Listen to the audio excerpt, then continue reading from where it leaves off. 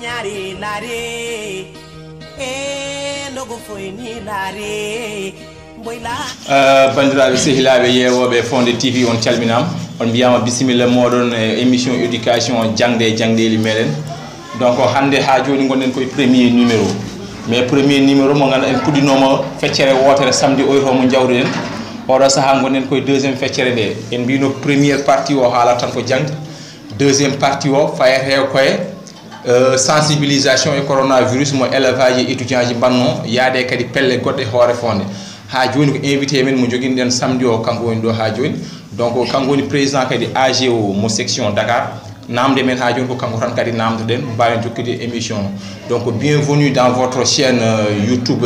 Fonde TV. On avait déjà entamé la première partie de l'émission depuis le samedi passé. Donc là, c'est la suite de l'émission concernant tout simplement la sensibilisation. Donc le rôle qu'a joué l'ensemble des élèves et étudiants, des amicales aussi du village, elles ont toutes contribué donc à la sensibilisation et à la lutte contre le coronavirus. Comme on l'avait entamé avec le président bien évidemment, donc on va continuer avec lui à lui poser les questions, le rôle, la contribution et qu'a fait maintenant l'amicale et ensuite accompagné par d'autres amicales. Donc président awiyama bisimilla ma ha joni Fonde TV awiyama kadi a ari e galle ma jokken kadi ha joni golle men de gonnoden namde meɗen mbawen kadi huccinirde hoore fonnaɓe kalnen ɓe exactement suhaɓe gonani wuuro tan pour fijirde suhaɓe gonani wuuro tan pour grand place uji kamɓen aussi wonko ɓe nafata koɓe kewi wiide ko ɓuri wadde nafoore ko ɓuri hewde dole ko ɓuri ganduɗa hoorema jogade valeur et société et communauté woni cukagu. Nous en tant que jeunes, nous en tant que vraiment la source la plus importante de la communauté enen goni dole kala ko jiiden communauté men ne sohli kala ko jiiden ɓesgu men ne sohli kala ko jiiden nokku men ene sohli enen poti adade ummade hay sen gadaki ga ni ummade en potani quand même wattindade. Donc en potani hollide yimɓe ɓe tan ken élevage ken étudiant ji koye jangde tan bawɗen fodde dillude ɓaade coronavirus ari ko bone mo ganduɗa hono yimɓe foof ndendi ɗum donc alay saago enen gadden contribution meɗen mbawen wallude aussi yimɓeɓe kollen doolago meɗen kollen gandal meɗen kollen cagaragal meɗen nde wonno won ndeysan yumiraɓe nanɗo kamɓe gadi ummade pelle nanɗo kayiraɓe babiraɓe nanɗo kañumen gadi ummade donc alay saago enen sen gari mbawen yaɓɓude ngal ɗon jaɓɓal mbawen wallude yimɓeɓe foof no kaɓata coronavirus ballenɓe d' abord holno ɓe ndentirto ñaw ngu holno raɓirta ñaw ngu holno yarata ñaw ngu kadi mon ko ñaw kewɗo doole. Donc en mbaɗi des sensibilisations, on a organisé des séances de sensibilisation avec Dialagne, avec Agido, avec l'appui du monsieur le maire, avec l'accompagnement aussi de l'ASIFOR. Donc tout le monde a contribué. Donc c'est mbi eɗen lima waɗɓe hen ɓe foof sa rentay tan donc en juumat mais hoore fonde naɓe fof haade men yañude yewtere nde hoore fonde naɓe fof vraiment jarama kamɓe fof ala jooɗiɗo ala ɗaniɗo no wonno kulhuli ɗi enen fof ndendi ɗum eɗen gandi kadi goto e meɗe en ñagaki ɗum Allah mais so woodi keɓɗo ɗum ɗo enen fof en tinat. Donc ɗum tagui yimɓe fof mbaɗi haɓɓere wotere ndenti kono min ene yiiɗa yimɓeɓe noɓe ndentata avant ko ɗiɗo boneji ene gara. C'est l'union qui fait la force. Et puis comme j'ai l'habitude de le dire, l'unité est une nécessité. L'unité est une nécessité, ça veut dire quoi? Ko hunde fonde wonde dental koko foti wonde avant ni wiyede bone ari yimɓe ndentu. Parce que so tawi en dentino gila nden gila bone arani mbaɗa sikkiran oɗo bone baɗo ni kala ɗo ari en keblota en gummot par ce que ken parnoɓe. Donc min ñagotomi saabu Allah hoore fonde naɓe surtout ñagotomi jeunesse o ko yoɓe ndentu ɓe ganda kamɓe goni janggo wuro ngo kamɓe goni janggo leydi ndi so tawi ɓe ndentani so tawi ɓe beldani so tawi ɓe nanodirani haydara ɓe mbawata wadde ko haalpulaar heewi wiide ko rek renduɓe laano sago men fof ko joftode dow jaam kadi yimɓe mbawa wiide ene ndenda wowru woturu ene guna gofo ene suuɗa nafki muɗum sa renta ɓe gunata ko moƴƴi gawri ndi ɗiggata donc ça veut dire yimɓe so gondi Allah waddi on ko Allah e sago mbaddon masala e koye mon ko Allah e sago nanodiron ko Allah e sago goto fof yiɗano goɗɗo o jaam ɗum tagata noon ɗiɗo situation ngaji mbaɗi ni kalnoɗe gaari yimɓe ɓe mbawa waddude haɓɓere wotere. Donc président ɗum ɗo wonata ko mbaɗa hen développé e nde Fonde TV ɗum ɗo oɗo sujet mbatten développé e émission meɗen hannde. Donc Alassane Kane ko siftinorde bandiraɓe tan Alassane Kane ɓurɗo andirede Baba Galle kanko woni président AGO. amicale des jeunes élèves et étudiants mo ore fondé taw kanko woni président section Dakar. Maintenant ça nani président section Dakar ça veut dire on jogui kadi rôle wadde kadi coordonner même les activités qui se passent au village parce que quand woni ça ƴeewi kam woni président do donc goɗɗo ga o c'est comme si waɗat mo remplace ko Mari Diallo ene ciftinora kadi bandiraɓe ha joni ndeysan nan Dakar mais vraiment kañumne ko sagata ko debbo kadi ko terminal o waɗata mais vraiment omo tinni o meeɗa jooɗade saaha hay goto taw ƴettani nouvelle aji donc AG o donc kamɓen aussi vraiment mbiyama ɓe jarama o monto mais haqqille o nanga ko jolfuɓe mbiyata ko tan picca ngi ci kaw mais xel ma ngi ci suuf on monte Dakar mais tout son esprit est là avec nous au village donc président Alassane a wiyama bisimilla ma e Fonde TV. Assalamu alaikum Fonde TV on calminama on beltanama grand Moussa Sy ko kalda ko ragi waɗi fayida saabu yimɓe keeɓino wadde ɗo ko journée de sensibilisation woni ene naati e galleji ɗi naati e grand place uji fof ene mbaɗa yimɓe sensibiliser alay sago sa haali élévagal a haali étudiant ngal wona tan hebde galle walla yaade école ala il faut mbaɗa participer aux activités villageois alay sago jaaha aɗa waɗa activité ɗi alay sago mbaɗa hen participer e yimɓe ɓe vu la situation est tellement compliquée et tellement chaotique ɗum waɗi état o hen potani wadde hen base sabu sa ƴeewi enen o banggue Fouta eɗen manka ko wiyete l'information information yahara no hanniri ni ɗum noon tagui Macky Sall en woni président kamɓe état o ɓe mbaɗi doole mabɓe neɗɗo noon ene foti wadde rek doole mum en tant que citoyen en woni e pays démocratie wona pays ɗum gandanɗa hoorema nous sommes des sujets non nous sommes des citoyens kala emen ene jogui rôle mo foti wadde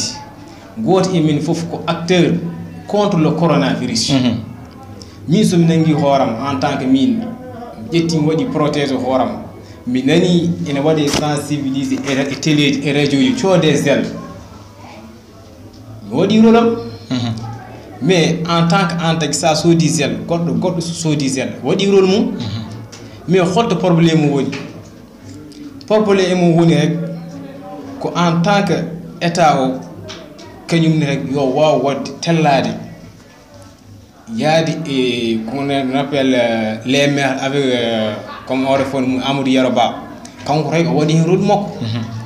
guila yimɓe jeeyi toon nde kalnimo o waɗi représenté seluji enen guila mbaɗɗen sur le terrain en mbaɗi expliqué yimɓe ɓe l'utilisation gel o effet mum en mbaɗiɓe expliqué noɓe coɗirto noɓe nentirto refo ɗum fof tagi ko rôle élève et étudiant mo foti wadde tagi wona tagi élève et étudiant no foti wadde sensibilise ɗum yo yimɓe paam ɗum neɗɗo hayso tawi ka tailleur walla ka soudeur walla ka mécanicien walla ka goɗɗum e goɗɗum an aɗa jogui rôle en tant que koye ka citoyen sénégal ou bien ka citoyen de notre pays aɗa foti wadde tellade e terre he kalda e bandiraɓe ma saabu heewi jangguɗo mo wawa wadde expliquer refe o no yaari woodi tagi heewi gonɗo ɗo e place mum mo jiita maçon pour ma famde holko refe woni e dow mum effectivement tawi ɗum tagi élevage ji étudiant ji e tellima jeehi e pelle goɗɗe enen mbawi wiide jalañ nan ɗo ko jignaɓe men puɗɗi jalañ mawɓe men nan ɗon hono président Amadou Ly kamɓe goni ɗon ɓen fof hande sa ƴeewi wona eɓe ndewi école ala ko haqqilantagal mabɓe rokkiɓe tagi yidde mabɓe rokkiɓe pellital mabɓe rokkiɓe acte de citoyenneté ɓe kolliri ɗum tagi ɓe tellima e terre he rendude e agi o rendude e agi dow tagi surtout tagi agi fort kañumne kamɓe ɓe keedani caggal en tant que kamɓe goni entreprise hoore fonde kamɓe tagi ɓe mbaɗi hen participation baɗɗo fayida saabu hayso guiɗi yimɓe jeeyi ronde ɓe kolliri kamɓe ɗum ni ko initiative baɗɗo fayida kamɓe koye mabɓe ɓe poti darade hen en tant que ɓe jaara banggue mabɓe non ɓe gari ɓe tawri yimɓe toɓe tawri yimɓe alay sago rek waɗe junggo e faano ko mbiruɗa ni yimɓe sene gona cuuɗirta nafkiji alay sago yimɓe ɓe ndenda c'est l'union qui fait la force oɗon saaha yimɓe foof ndenda mbaawa haɓanaade oɗo rafi biireeɗo coronavirus tagi en même temps rek alay sago yimɓe mbaawa feccude miijooji hono no mbiɗa ni yimɓe jahondira yimɓe rek mbaawa jottaade kalda oɗon sahaa waawi waɗeede ko wiyre sensibilisé tagi haa jooni message o ene yaha message o ene yaha tagi yi haa jooni rafo tagi nana ɓeydoo à chaque fois eɗen nana haa jooni ni yimɓe dañi 15 ka hannde ñalawma heen tagi haa jooni tagi ngal ɗon jaɓɓal tagi grand Moussa yimɓe ngoni haa jooni dutta heen caggal to yimɓe jaɓɓunooɗo so ɓeydaani pas en avant mbatta pas en arrière haa jooni ko ngal ɗo jaɓɓal suhaaɓe hoore fonnaaɓe wonaa tagi étudiant ji e élevage ala emin mbaɗi appel kala hoore fonnaajo to waawi wonde e to waawi wondir gonɗo e diaspora gonɗo ɗo e hoore fonde emin cohli participation spirituelle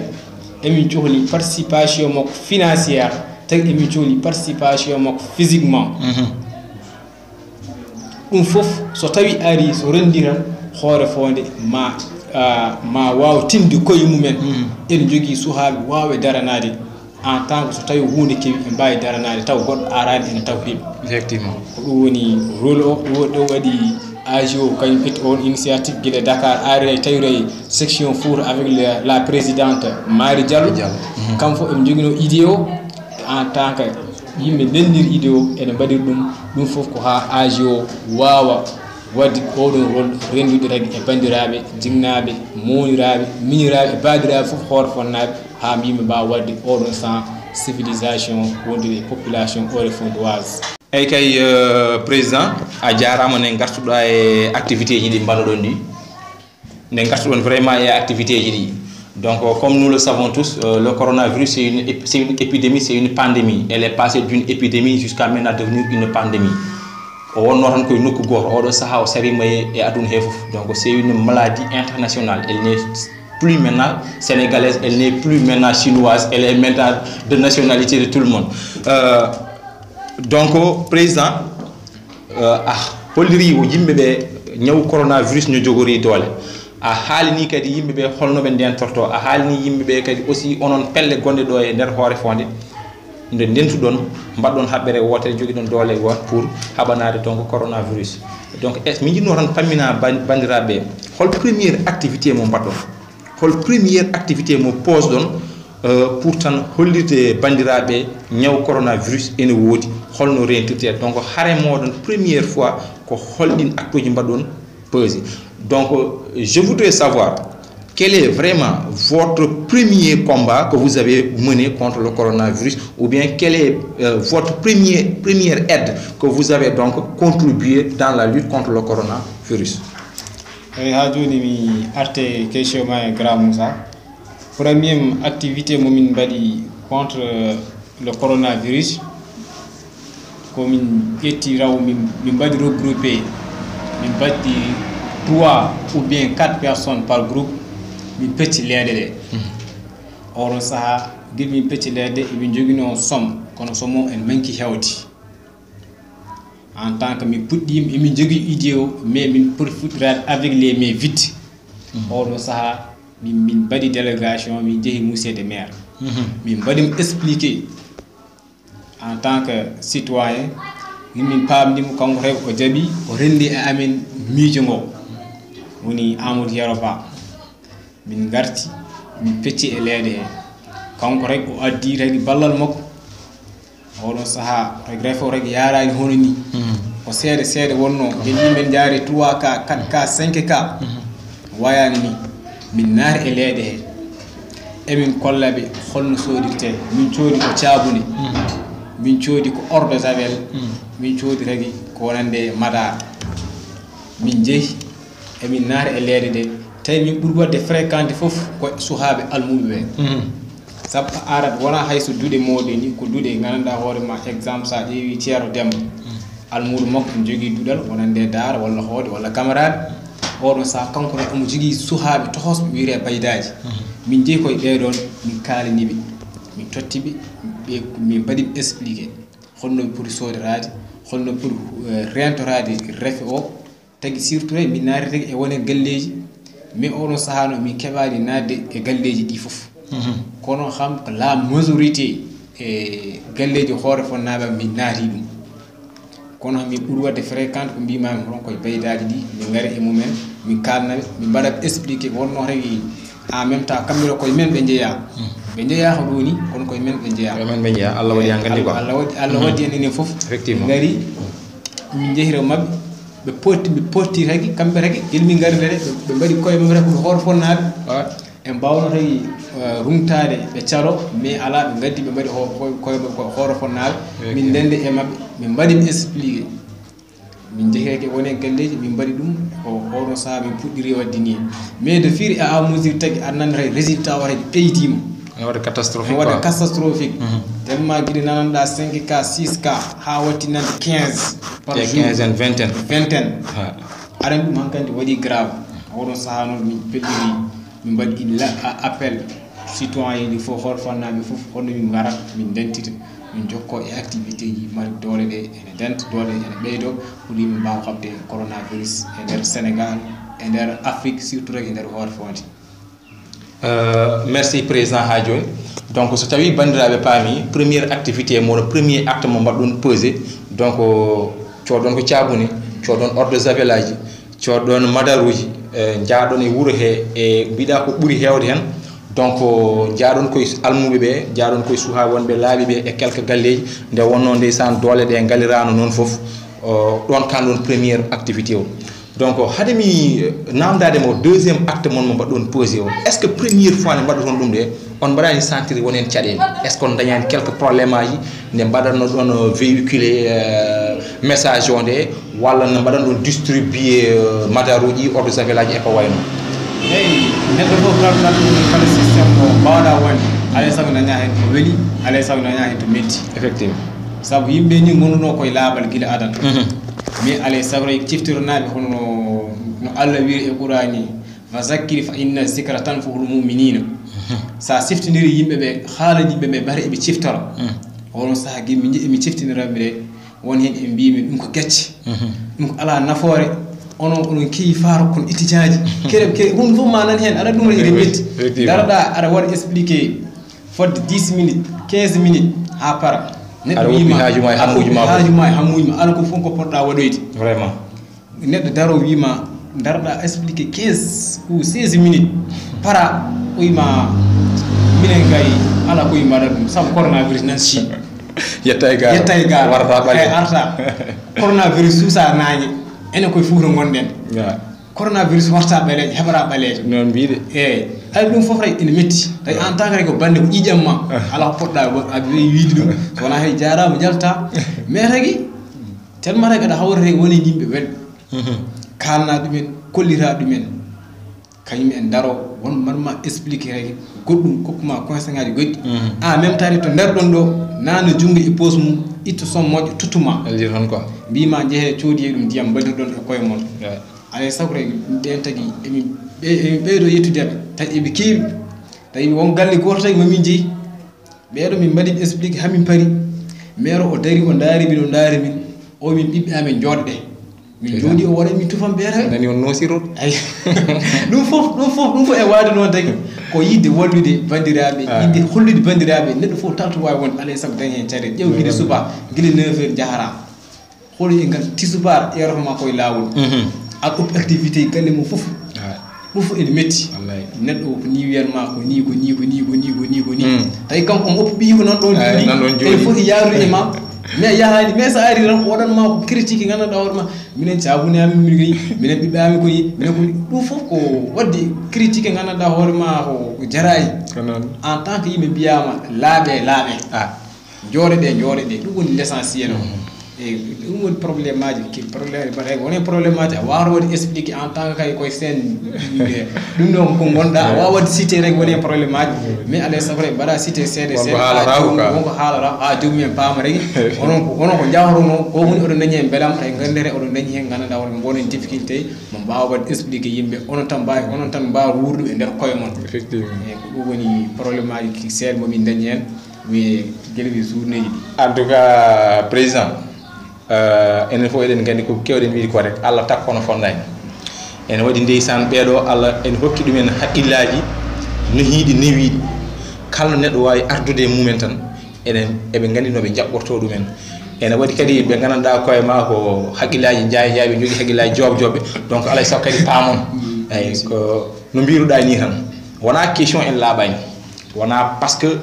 en gowani laaɓal wona par ce que en ngala caabunne walla madori sa yi onon on mbaɗi ɗum c'est pour kam au moins siftinorde bandiraɓe dañde sabune ne weeɓi sodde madare ne weeɓi mais au moins ko yimɓeɓe goppa hen haqqillaji mum ɗum ɗo woni ko nafata par ce que français ene heewi wiide prévenir vaut mieux que guérir tu vois koɓe mbiyanno e corona suusa nguleyi corona warata ɓalejo corona arta afrique en jii nanɗo te après ko organisation mondiale de la santé ko wi ko so ni jokkitiri ni hen maayoɓe ɓuurat hewde ko afrique donc enen au moins ken wiya wiyen ndenta ko namde ɗen heewani soodade saaha fof sabune sood saaha fof ƴetta ordre de javel walla madar cooɗoɗa mais quand même c'est le moins qu'on puisse faire ɗum noon eɗen mbawi wadde ɗum tu vois gari ha ɗo mbaɗa sikki ndeysan ko foti haalel ko ni heewi kadi ko waɗa fof hoore fonde faade haɓanade coronavirus wona ɗo mbawten haalde ɗum donc avant que eɗen gudde émission il faut ko jarnoɗen il faut ko mbaɗen remercier hewɓe eɗen mbaɗa remercier monsieur le maire eɗen mbaɗa remercier kadi kanko équipe makko fof administrativement mo yaadi ɓe fof kamɓe aussi vraiment ɓe jarama eɗen mbaɗa remercier Agifor non seulement o yaade e AGO nde ari yidde wadde distribuer caabunen e ordre de javel en madaren ko wayno ɓe gaddi vraiment produit ji timmuɗi eɗen mbaɗa ɓe kadi remercier deuxième fois e cas social moɓe mbaɗi o e wallidde kadi e fandu almude hirande almuɓe he eɗen mbaɗa remercier vraiment Dialagne mo Fouta Dialagne mo Dakar guila programme mo ƴetta kamɓen aussi ɓe jooɗaki ɓe ñallinani ɓe ballinani haqqillaji mabɓe fof vraiment ko ga woni eɗen mbaɗa remercier vraiment Agido eɗen gandi kañumne ko fedde vraiment darinde kala ko wawi ummade hoore fonde ko wiyete jokkere nam kamɓene ɓen hen eɗen mbaɗa remercier vraiment équipe mo Tahirou Sarr fondation Tahirou Sarr kamɓene vraiment ɓe gaddi aussi ballal mabɓe e faade hoore fonnaɓe eɗen mbaɗa remercier pellital aussi inspecteur Djibisi kamɓene aussi balle mabɓe yiyama vraiment kamɓene aussi guilenen ha joni ɓe nanama yiyama kadi aussi koɓe gaddi donc guila nden ha joni donc yimɓeɓe fof nani hen yimɓe fof nana kaɓano hen eɗen mbaɗa kadi aussi vraiment remercier kamɓe Alpha Amar en eɗen mbaɗa remercier vraiment kamɓe Debbo Gadio en eɗen mbaɗa remercier Am Fall en Hadi Gadio en Ibra Fa Diallel en Didier Soular en ha yimmiraɓe men ndeysan Douare en eɗen mbaɗa remercier yummen Amma Ba Bellel en eɗen mbaɗa remercier Bintou Pere en Amma Ndaw en donc mo limital juum mais ɓe battimi limɗi ɗo ɓen jogui hirande almuɓe Agifor kam ko mention spéciale vraiment wiyete vraiment mbayel jooɓen kamɓene fof vraiment ɓe gaddi balle mabɓe guitti ko timmi ɓe pawi e ko wiyete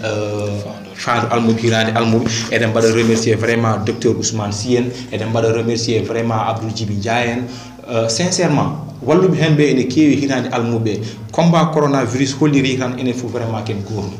donc en mbawa gasnude gonga ni gofo waɗi ko waɗani ko hoore muɗum mais alay sago kamɓen aussi ɓe mbaɗe remercier donc kala nanguɗo hen wiyama yo Allah lomtin wiyama vraiment yo Allah yoɓ moƴƴere eɗen jinno jokkodirde ennam taw wona comme no ni sinno sago men nguɗo ñaw arata mais ɓaade ko Allah fawi ala ko mbatten so wona alhamdulillah ñagoɗen mo kadi kankone Allah o ittana en oɗo bone mais enen en tant que yimɓe ƴeewen lawƴude ɓerde ƴeewen vraiment nangodirde ƴeewen so gonga kala ko gandanɗa hoorema ene serda kala ko gandanɗa hoorema ene bonna ƴeewen itta ɗum ha ɗonga ha laaɓa cer avant juste donc mi totta président dernier mot muɗum je voudrais donc faire le résumé un peu en français donc c'était la suite de l'émission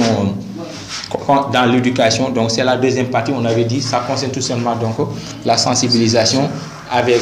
la présence du président de l'AGO section Dakar. Donc on a eu un peu à évoquer les questions concernant la sensibilisation, les actes que vous avez posés pour la lutte contre le coronavirus, toutes les activités donc que vous avez menées dans la lutte contre le coronavirus. Donc comme rappel, ils ont eu à véhiculer des messages de prévention, des messages de conscientisation dans la lutte contre le coronavirus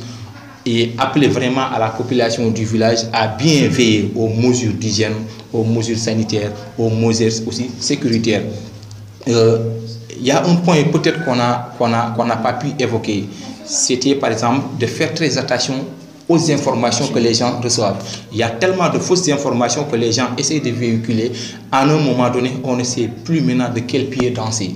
Maintenant, il y a des gens qui nous disent il faut faire ceci, il faut faire cela. D'autres personnes nous disent que non, ce n'est pas ce qui est permis, c'est ceci, c'est cela. Donc, il faut donc faire très attention aux informations que nous recevions. Il faut faire ce qu'on appelle le traitement des informations. Donc, faire le tri entre celles qui sont bonnes et celles qui sont donc fausses. Donc l'amicale aussi a eu à travailler, a eu à collaborer avec d'autres amicales, l'Agito, Djalagne, Azifor, avec Michel Le Maire et toute son équipe, avec donc des gens qui sont aussi soucieux de la situation donc des talibés. Donc ils ont eu à faire ce qu'on appelle le Hirande Al-Moube, c'est-à-dire donc aider les talibés, aider donc les enfants des écoles coraniques à bien se bénéficier donc de quelque chose à manger pendant donc les heures du couvre-feu. Ils ont eu aussi quand même à donner des lots concernant par exemple le savon, des savons d'eau de Javel et donc des madars. Vous avez donc aussi montré à l'ensemble du village comment faire le système de tip-tap. C'est un système de lavage avec des bouteilles. Donc en grosso modo, vous avez vraiment donc contribué, vous avez amené votre pierre à l'édifice. C'est ça une jeunesse. La jeunesse, comme je l'ai dit, c'est la couche. C'est la source la plus importante d'une communauté. Il ne faut pas donc à chaque fois attendre qu'on fasse quelque chose pour vous. Donc vous êtes des personnes animées, douées de raison. Donc il faut à chaque fois essayer de mettre à l'œuvre donc votre esprit. Donc on diaram, Allah diaram, horfon aussi en tant que bibbi horfonabe, en tant que jibinane horfonabe, saha faut ewe mijade. Vraiment ƴeewe miijaade holko mbawɗo waɗande nokku moɗon ƴeewe miijaade holno mbaɗi toon feere ha nokku mon donc yaara yeeso. Donc président a wiyama tan hankanti ndeysan haala ka weeli ko foti haalede ko ne heewi kono gonɗen koye gasnude émission a wiyama an aussi holko mbaynotoɗa bandiraɓe. eyyi ha joni tawi ko yettuɓe dennagal waɗɓe hen participation men saabu Allah wi fa amma bi ni'mati rabbika fa haddis. Donc saabu rek so tawi a dañi nemre kaala minen komi étudiant min ngala haydara ko demde ɓoli min jogino min ngari min tottama ade saw jetta jomum alhamdulillah hayso wona association aji mi taw woni yimɓe nanɗo enen sa limi a juumat eɓe keewi joom boutique aji en joom palasuji goɗɗi e goɗɗi en gara e neɗɗo tagi oɗo situation woy itte fodde 20 000 25 000 tottuma l'exemple de Juma Ndiaye eɓe keewi ɗum fof sa limi rek a juumat kamɓe fof tawi boɗo emin jettaɓe emin jarnaɓe tawi ko mbawi wiide tan population oɗo fonde tawi population Sénégal Afrique surtout rek monde o kamɓe pop refe o dartaki omono ɓeydo goho fof to darinoɗo pour wawa wadde protéger hoore mum yo ɓeyda darde mum ganda tagi laamu wori nan ɓeyda goho fof yo won acteur contre le coronavirus enen fof daraɗen ɓeydoɗen darde meɗen ko wondude e oɗo refe ganden tawi so tawi o ɓuuri ɗo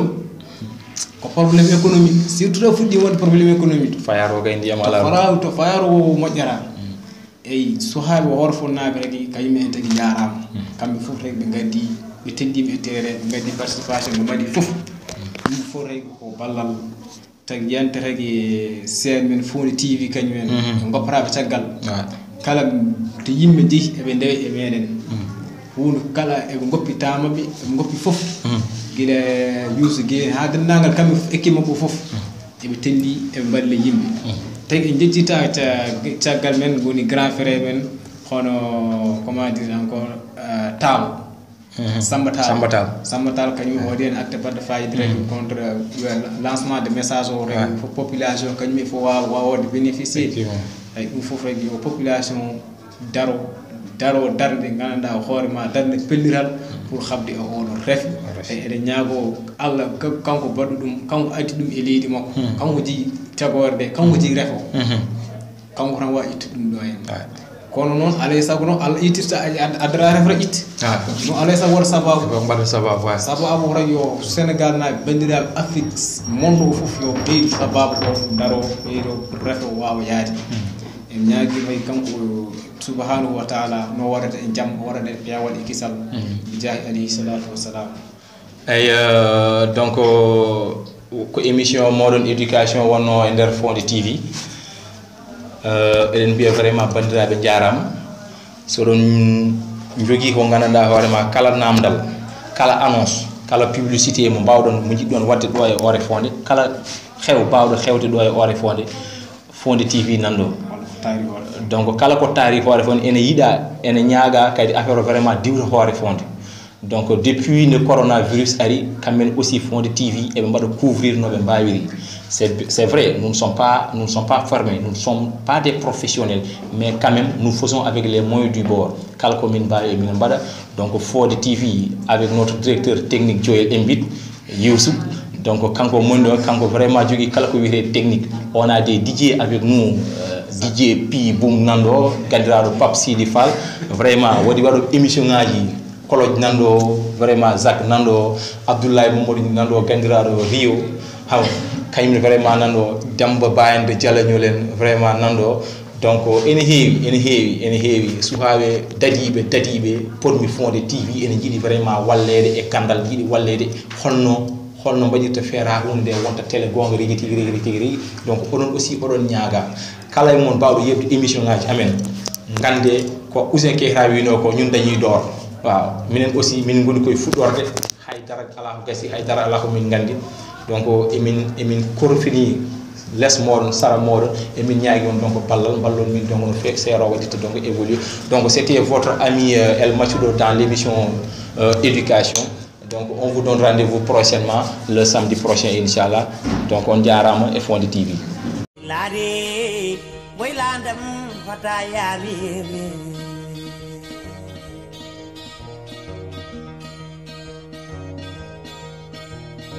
Kwa de nyari lare